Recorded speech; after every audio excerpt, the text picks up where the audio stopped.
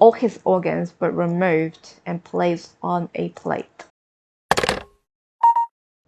Hello everyone, welcome to my channel. Here we are talking about true crime cases, murders mostly. Our very first case with Gao Chengyong.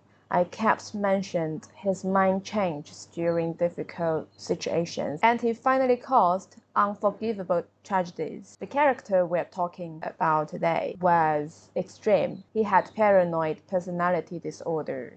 That is different from Gao Chengyong. He was not thrilled to kill, not that he harmed others for sexual reasons. He was Qiu Xinhua. He was born the 1st of January 1959 in a small village in Holiu County, Shiquan Town, Shanxi Province. Unlucky as it is, he lost his father when he was only about 4 years old, and his mother had some mental issues. While according to their family's acquaintances, dating back to 3 generations, it seems like their whole families had been only hitting hard rocks and unfortunates. Qiu Xinhua had a brother, Qiu Xingfu. 2 of them were biological brothers, yet they weren't close. While Qiu Xingfu gained good reputations, Qiu Xinhua was notorious since he was a child. Child Qiu Xinhua would literally take physical assault to his brother when both were roughhousing. And Qiu Xinhua had always been a trouble boy. He stole cows and started brawls. He was taken to juvenile detention center quite a few times before he reached 18 years old. However, he actually smart enough to learn some mechanics from his teachers, which was a bit unusual, In Chinese compulsory education system, there was not a course on mechanical maintenance. He had to learn such things outside of a classroom, and he actually made his first bucket of gold, relying on this later in his life. Interesting as it is, people around him back then didn't change their minds seeing he got better in life. Or let's just say they found doing mechanic repairs wasn't a real job. When he was rejected by his surrounding, Qiu Xinhua dropped out from school and began his life of being a thug.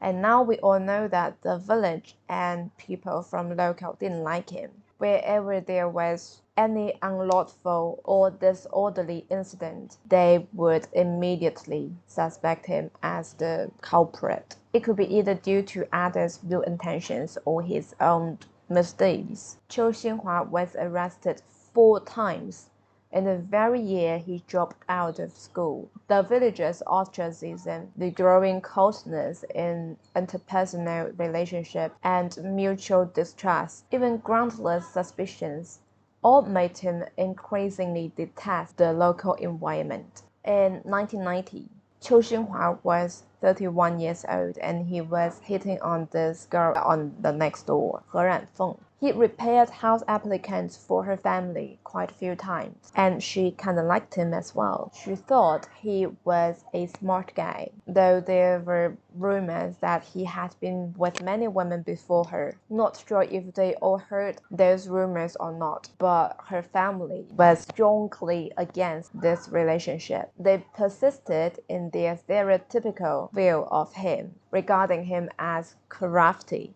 and unreliable. And furthermore, too poor. Qiu Xinhua, like Romeo, eloped with his Juliet, but both were caught back by He Ranfeng's family. Unlike Romeo, though, Qiu Xinhua sued He Ranfeng's parents. Article 3 of China's marriage law explicitly prohibits acts such as arranged marriage by parents, marriage for profit, and interference with the freedom of marriage. So of course, Qiu Xinhua won and married his love, He Ranfeng. After they got married though, he became obsessed with the idea of having a son. They kept having daughters until their 3rd child. They finally welcomed the long-awaited son with a sky-high fine, because it was during the one-child policy period in China. Qiu Xinhua brought up his wife and children, left their hometown the first time, just so they could skip that ticket for having more than 1 kid. They moved 8 times in 5 years, relocated from the remote village to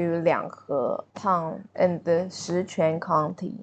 In his wife's mind, though, he was so brave and well achieved. She admired him deeply. When her husband decided to leave their hometown, she was not only fully agreed, but also greatly supported and looking forward to their new life. They moved too frequently until 2004. They finally settled down and rented a place in Musi village, Dahebei County. And this effort to just avoid 5,000 yuan penalty from that one-child policy. He had done too many jobs for the time being. Picked gingers, fish, car repaired, etc. He stayed shortly for each job as he always thought that he was smarter than everyone else and so he was underpaid. He wasn't educated well enough though. He was quite picky when taking jobs, but he was not too bad of a husband when it comes to financial support of the family. He knew clearly that they needed money badly and he kept trying to improve the situations. At some point, they couldn't have enough to eat, and their children's tuition fees were advanced by the school teachers. Qiu Xinhua found a job in a construction site of a motorway. He was knocked by the one-child policy, but he also encountered the era of China's rapid development of infrastructures. Ambitious as he was not satisfied with only being a migrant worker, so he borrowed money to build connection. And finally, he got the opportunity to contract a land excavation project. He was super excited about his juicy paycheck when the project was reached to the end. But unfortunately, an accident happened in that project. One of his employees was heavily injured at work. He had to pay all the medical bills and compensations to him. A full year of hard work went down the drain. I bet he had questioned himself countless times why he was so unfortunate whenever he hit something bad or when things were going against his wills. This time, he blamed it to luck as well.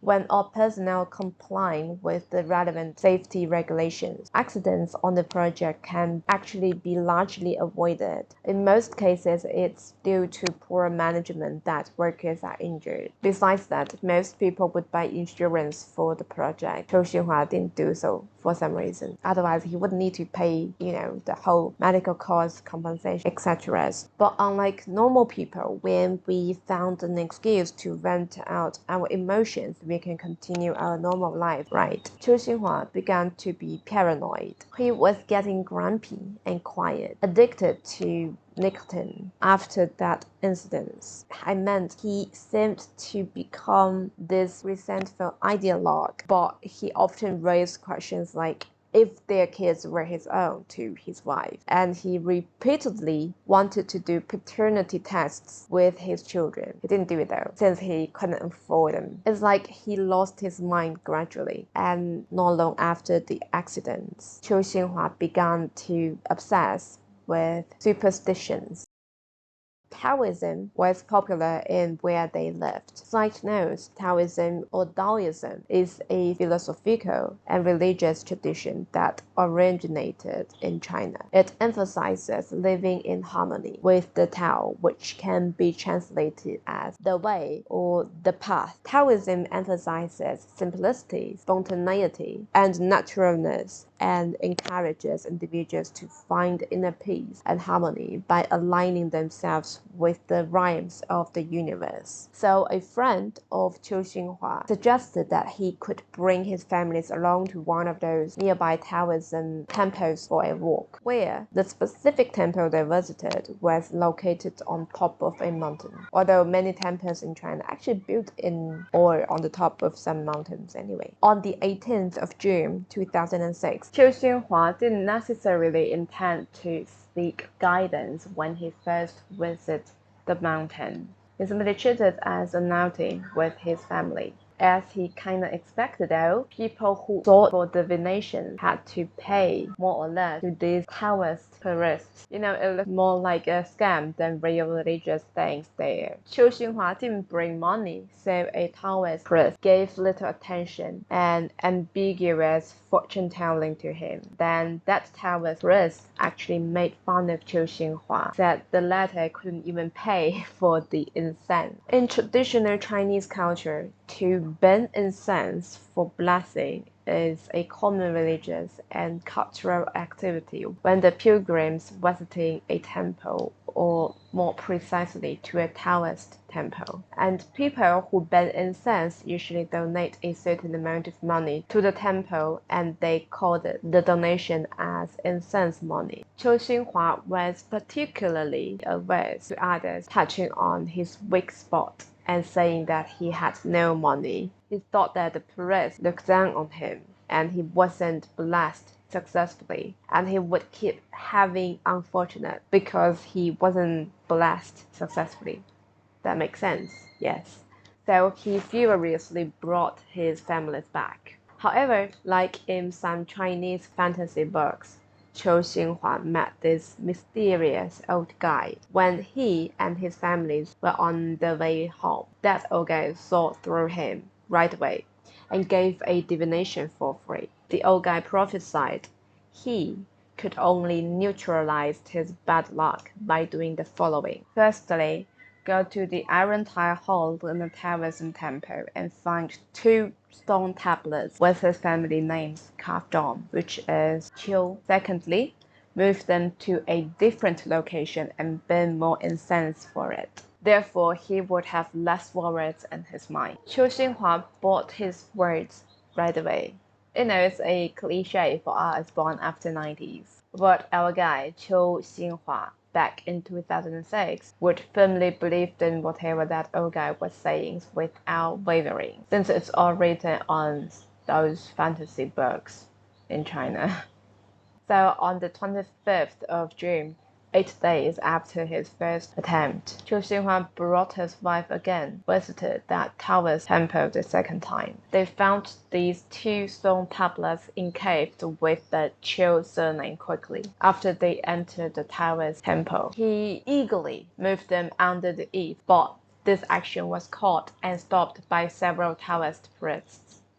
Obviously, he meddled with things that weren't belonged to him, and a heated argument gradually turned into almost a physical conflict between the 2 parties.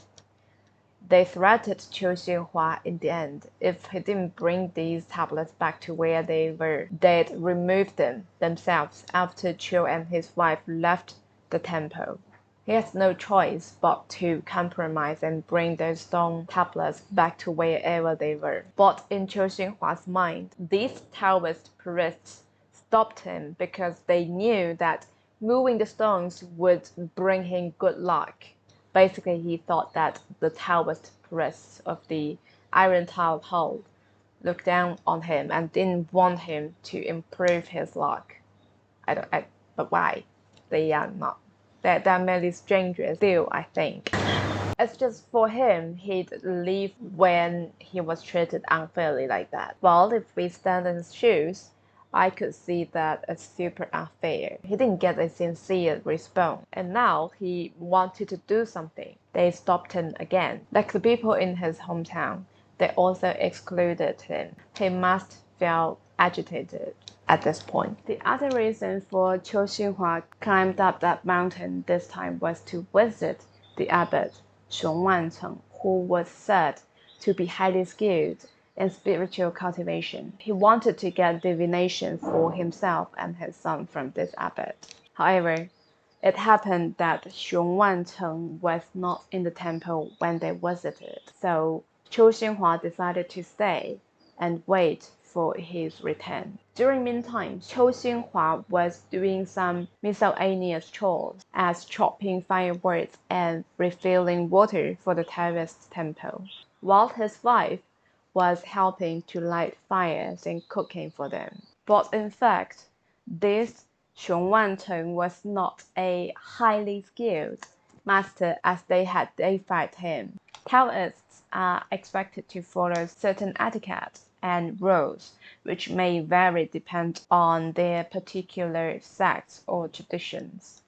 However, some general guidelines for Taoist conduct include the following: maintaining a humble and respectful attitude towards both the divine and human realms, following a strict ethical code that emphasizes compassion, honesty, and nonviolence, practicing self-cultivation through meditation, physical exercises, and other spiritual practice, observing certain dietary restrictions such as avoiding meat, alcohol, and other intoxicants, avoiding sexual misconduct, and refraining from engaging in sexual activity during periods for religious practice or ritual, honoring and respecting one's ancestors and the teaching of past Taoist masters, preserving and protecting the natural world and promoting ecological sustainability, serving as guides and healers for their communities and sharing their spiritual knowledge with others in need. Xiong Wancheng didn't obey these all, but I bet he wasn't alone when it comes to religious situations in China. But that is a serious topic. I think I'd need to do a lot more research before commenting any further.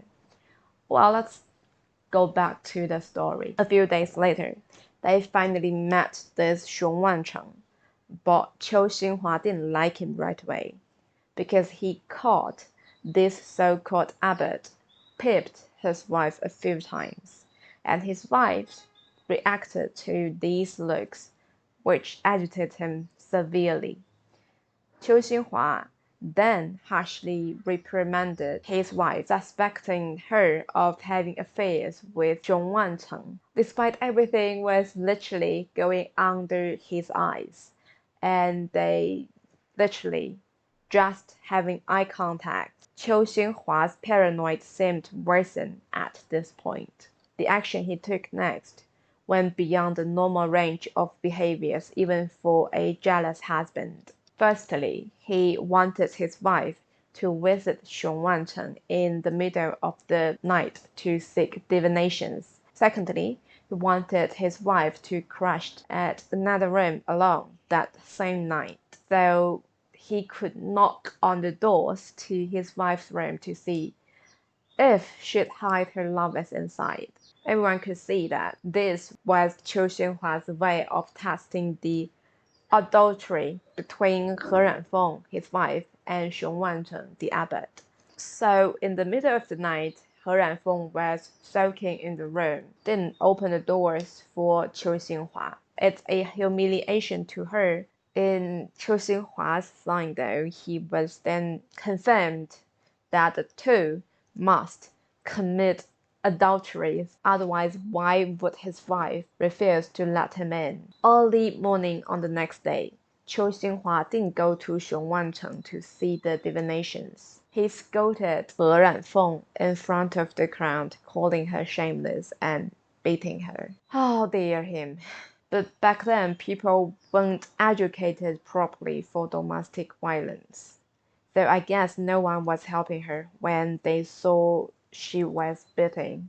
Anyway, after Qiu Xinhua vented out his anger, he and his wife left the Taoist temple and returned home. But when they got home, Qiu Xinhua seemed changed. He was fixated about the idea that he must kill these priests. He had told basically everyone about killing these people in the Taoist temple many times, but no one believed him. They didn't know he was serious. They just thought that he was immersed within his angers, but he'd wake up from this obsession one day. A couple of days later, Qiu Xinhua returned to his hometown and wept his parents' graves. It's like he was about to take on some missions. On the 14th of July 2006, Qiu Xinhua revisited that Taoist temple with malicious intent. He killed 10 people in the iron town hall of the Taoism temple. According to the forensics, he could have done it as follows. About 2:30 a.m. on the 5th of July, Xiong Wancheng was his first victim. Several fresh fingerprints and footprints were extracted from the windows of Xiong Wancheng's room, which were examined and confirmed to be left by Qiu Xinhua. Remember we had mentioned that Qiu Xinhua was detained quite a few times when he was young. His biological information was recorded by the police's database. Therefore, after proceeding comparisons of suspects from the crime scene with people on the database, they soon discovered it was done by Qiu Xinhua. In other words, Qiu Xinhua entered the room by flipping through a window and smashed Xiong Wancheng's head with an axe while the latter was asleep.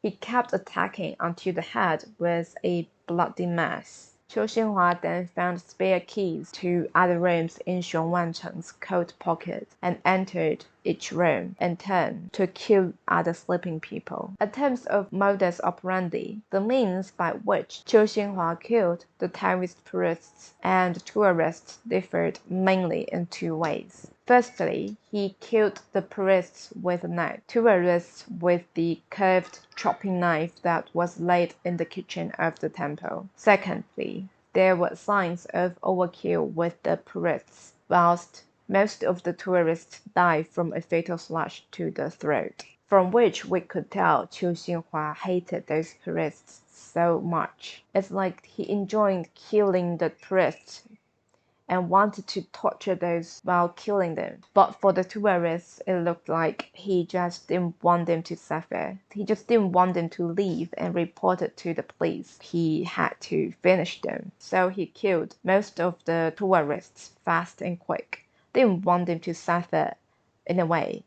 I said most tourists, as there was one tourist who was Xiong Wancheng's uncle. Qiu Xinhua killed him with an axe as well. Basically, he hated Xiong Wancheng to a point that everyone related to Xiong would be painted with the same brush.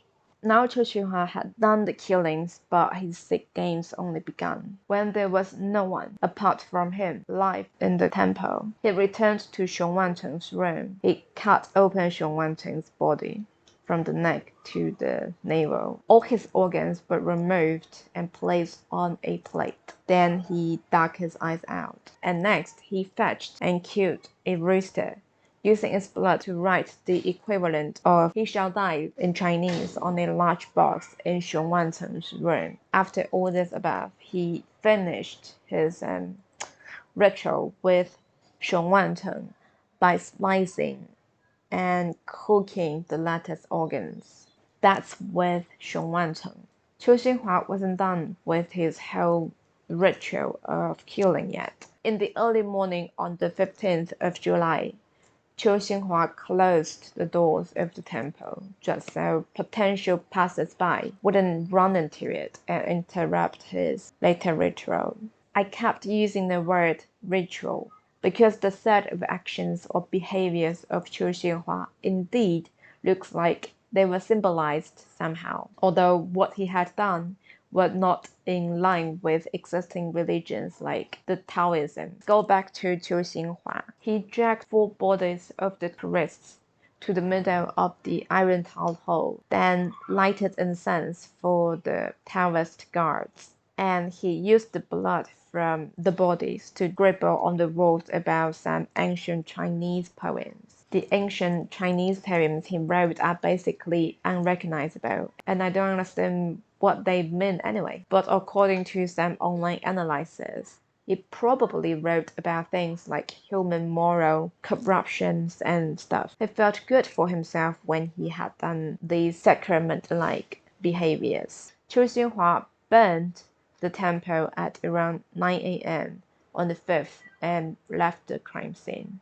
The massacre was discovered by a team of forest rangers. They wanted to get some water as usual when they patrolled near to that temple on the 16th of July. By the 21st of July, only 5 days after the crime scene was reported to the police, they narrowed down the suspect to Qiu Xinhua already. As first, there were eyewitnesses in the afternoon of the 14th of July.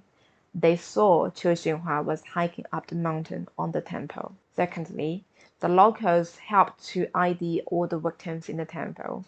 All tourists' bodies were found, but Qiu Xinhua's. Forensic evidence found in the crime scene pointed straight to Qiu Xinhua as he left his bios everywhere there. So on the 26th of July, the police issued a Class A warrant with a reward of 50,000 yuan for Qiu Xinhua, whilst the Shanxi provincial police started a jackknife search on him. However, Qiu Xinhua managed to escape, even though a wanted notice was issued. Many villagers in the information-starved mountains didn't realize nor heard about Qiu Xinhua and the crimes he had done. And 10 days after the massacre, Qiu Xinhua was wandering around the villages within the mountains, asking people for food with relaxed and smiley face. He took advantages of the local landscape, wherever forest after forest, with an endless mountain range. Therefore, Qiu Xinhua arrived to Suizhou City, Hebei Province, which was 444 miles from Foping County where he lived in Shanxi Province. Normally, it takes 8 days for a person to walk between the two. But I guess it's not that difficult for a perpetual mover like Qiu Xinhua. On his way to escape, Qiu Xinhua didn't necessarily keep a low profile. He robbed a construction worker in Suizhou City and lacerated him on the 30th of July. The next day, on the 31st, he met a 64-year-old man, Wei, whom he tricked into believing him and brought him home. Qiu Xinhua brutally attacked Wei and his family of 3, then robbed them of their belongings. They were discovered injured the next day. Wei's grandson woke up from his room, where was a little distance to the courtyard and the living room, and pushed open the doors to find his mother. Like every morning, a child woke up to look for its mom, but he only found his family lying in puddles of blood this morning. Poor little boy had to squeeze himself through this chained gate and cried all the way to his uncle's home, where it was only about 550 yards away. His uncle and auntie then quickly arrived at Wei's house and managed to send all the victims to a hospital with the help from the neighbors. 64 years old, Wei was issued a critical care notice for traumatic brain injury. His wife's left side of body was paralyzed. His daughter had 52 stitches in her head. They all survived at the time and reported that they were attacked by someone with a Shanxi accent to the police. Hence, the police brought a newspaper issued on the 1st of August to the survivors and asked them if the perpetrator was that man on warrant. Apparently, it was him. Meanwhile, 40 people who had contact with the suspect identified a strong resemblance to Qiu Xinhua, who was on the wanted notice. Finally, Qiu Xinhua was caught in his hometown in Sichuan County, Shanxi Province, on the 19th of August. To arrest Qiu Xinhua wasn't easy. He would fight back as fiercely as you could get. A policeman had his arm bitten by Qiu Xinhua during the arrestment. In coordination with Shanxi police, the Suizhou police first interrogated Qiu Xinhua. He admitted all the crimes he had committed to Wei and his families in Suizhou. But Wei, due to the severity of his injuries, he eventually passed away on the 9th of September after Qiu Xinhua was arrested. On the 19th of October 2006, the Ankang Intermediate People's Court made a judgment. Qiu Xinhua was sentenced to death with the deprivation of political right for life for the crimes of homicide and robbery, and confiscation of personal property of 5,000 yuan. Qiu Xinhua appealed to the court of second instance, and his wife brought to the court that Qiu Xinhua had a history of mental illness. On the 8th of December, the Shanxi Provincial High People's Court held the second trial of Qiu Xinhua's case at the trial court of the Ankang Court. During the trial, the court focused on two major points of contention in the case: the determination of the cause of the crime, and whether to adopt the application for a judicial psychiatric evaluation. Qiu Xinhua's defense lawyer, Zhang Hua, made a request for a judicial psychiatric examination of Qiu Xinhua, which was not accepted by the court. On the 11th of December, 5 legal experts, He Weifang, a professor at Peking University Law School, He Bing, a professor at China University of Political Science and Law School, Long Weiqiu, a professor at China University of Political Science and Law School of Civil and Commercial Law, He Haibo, an associate professor at Tsinghua University Law School, and Zhou Ze, an associate professor at China Youth University of Political Science, published an open letter asking the court system to perform a mental health evaluation on Qiu Xinhua without delay. The letter stated that if the court doesn't perform a mental health evaluation on Qiu Xinhua, as requested by psychiatrists, it would harm the defendant's rights and damage the authority of the court. But on 9 a.m. on the 28th of December, the criminal trial chamber of the Shanxi Provincial High People's Court met again at the Ankang Intermediate People's Court without a judicial psychiatric evaluation of Qiu Xinhua. However, they did not give a psychiatric evaluation of Qiu Xinhua. In court, the Provincial High Court announced that they had agreed with the criminal verdict given by the Ankang Intermediate Court in the first instance, which was to sentence Qiu Xinhua to death and take away his political rights for the rest of his life. When the presiding judge read out the verdict, Qiu Xinhua kept looking left and right like he found it funny. When he heard the verdict, Qiu Xinhua smiled and stood up and replied to the presiding judge, "I heard the verdict."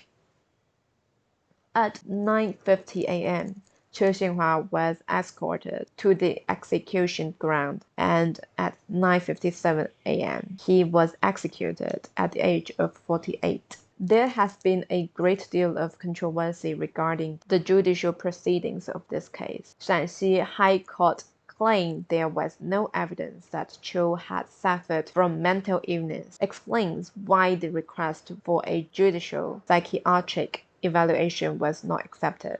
The court in Shanxi province said that the prosecutor's evidence and facts showed that Qiu Xinhua knew what he was doing and could control his behavior when he committed the crimes of murder and robbery. Because of this, they didn't agree to the defense request to have Qiu Xinhua evaluated by a psychiatrist. During the second trial, the defense attorney presented certificates written by the director and clerk of Qiu Xinhua's village committee, as well as a document signed by 13 villagers. These materials showed that Qiu Xinhua's maternal grandmother's family had a history of mental illness and that Qiu Xinhua's mother also suffered from mental illness. The defense attorney suggested that the court should evaluate Qiu Xinhua's mental state. The prosecutor pointed out after questioning that the two documents cited by the defense lawyer were provided by Qiu Xinhua's wife, He Ranfeng, and were not obtained by the lawyer in accordance with the legal procedures, and their sources were not legitimate. Furthermore, the prosecutor clarified that the two pieces of evidence presented by the defense lawyer contradicted the evidence collected by the police in accordance with the law. The evidence provided by He Ranfeng was also deemed lacking in objective truthfulness. Therefore, the prosecutor suggested that the court should not consider them. After the trial, the Provincial High Court investigated and verified two evidential materials cited by the defense lawyer in court. The director of the village committee, Ran Yinggang, and the village clerk, He Ranbao, testified that the evidential materials they provided to He Ranfeng were written because she begged them to do so. He Ranfeng had asked the village committee to write the joint attestation of the 13 villagers, and He Ranfeng wrote it herself after giving them the document to read, according to the testimony of He Rankui and others. As a result, the Provincial High Court concluded that the two pieces of evidence submitted by the defense team for Qiu Xinhua's psychiatric evaluation but not legally obtained and lacked objective truthfulness, and thus could not be considered. The court also found no evidence to support the claim that Qiu Xinhua had a family history of mental illness or suffered from mental illness himself. Although there could not be a hereditary mental illness, I think they should still proceed a judicial psychiatric evaluation on Qiu Xinhua. Based on the available evidence, it could be determined that Qiu Xinhua suffers from extreme paranoid personality disorders, with specific symptoms such as overreacting to certain issues and having an obvious obsession with morality. Qiu Xinhua's acts of passion killing and revenge were caused by the aforementioned paranoid emotions, rather than ordinary criminal intent. The judges and prosecutors should understand this completely and ask certified appraisal agencies to verify it through a legal appraisal in accordance with the principle of matching crime and punishment. Qiu Xinhua's criminal responsibility for acts of robbery, murder, and intentional injury committed during his escape should be pursued in accordance with the law. But he also deserved to have judicial psychiatric evaluation. I found some other analysis online about this case was quite interesting as well.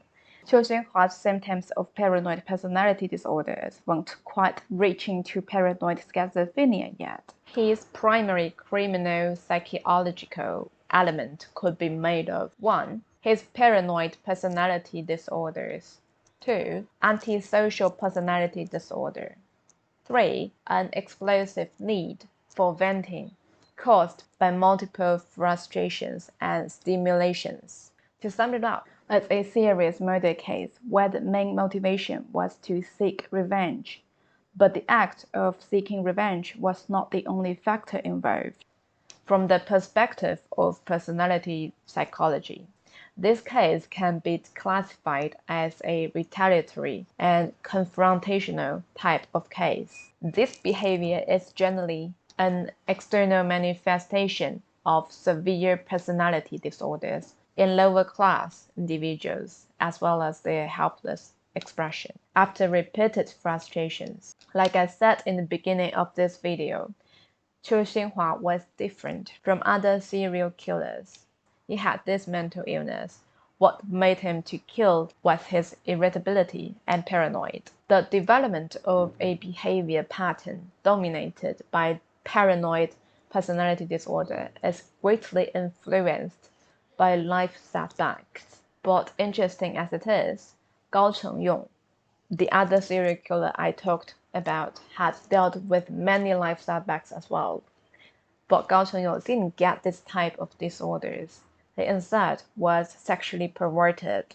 And when we talk about this paranoid personality disorder in this case, we should know that it is different from persecution delusion. Persecutory delusion is a mental disorder that belongs to the category of schizophrenia and can also be called paranoid schizophrenia. It can be said that paranoid personality disorder generally does not reach the level of creating delusions with suspicion. But if it's left untreated for a long time, it can develop into delusions. Once the delusions are formed, it indicates that paranoid personality disorder has evolved into persecutory delusions. So the key is whether there is delusion.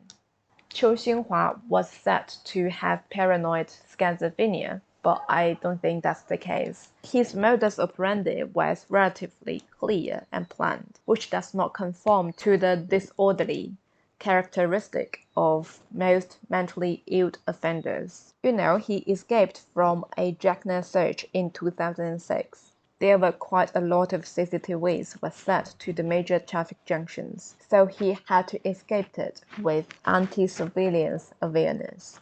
And when he was arrested and interrogated, he didn't show signs of having delusions. Okay, I'm not a psychiatrist, so I'm not gonna carry out my speculations any further. Just found it interesting to mention and share at the end of this case. People are complicated yet fascinating to understand. Thank you for watching to the end here. See you in the next case. Here I am suffering from the palm rain season in China, which according to ChatGPT is a weather phenomenon in the southern region of China during springtime, characterized by a rise in temperature and humidity, leading to hot and humid weather conditions with thunderstorms and windy days.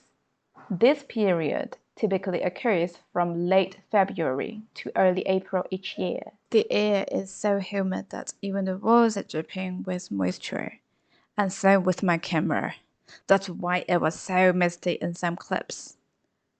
I'm not gonna wear makeup in such days. Thank you for understanding. But if you mind, you will watch it till here, right?